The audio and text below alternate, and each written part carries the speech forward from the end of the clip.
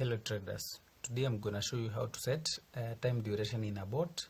So let's get started. So let me just reset this one. So in a bot, whereby you want to adjust the trade duration, that is this duration right over here. Mind you, not all trades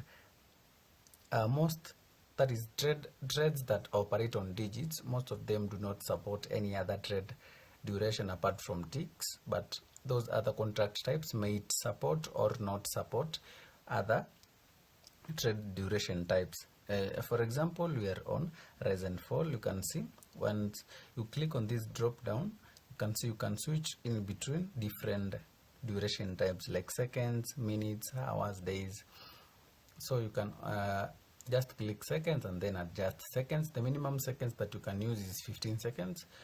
Then we got minutes, we got hours, we got days. For ticks, the minimum tick is 1 and the maximum ticks is 10. So if you need anything more than 10 ticks, you need to adjust to seconds.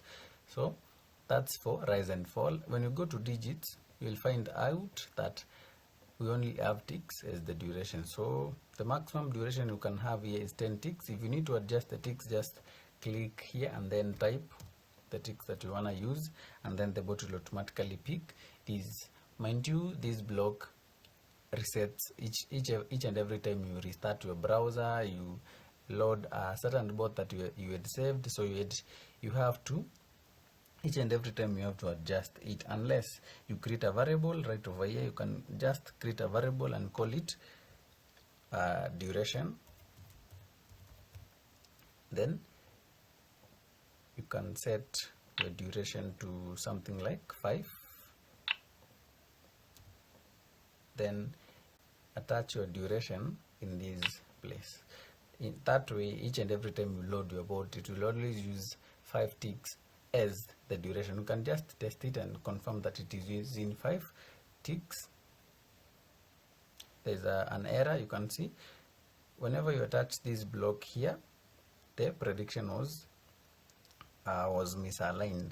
So you have to set it again. So you can set something like 1, then so now it should run. So let's run it again. You can see 5 ticks as set. So if you adjust it to 10 ticks, it will automatically pick. So let me run. You can see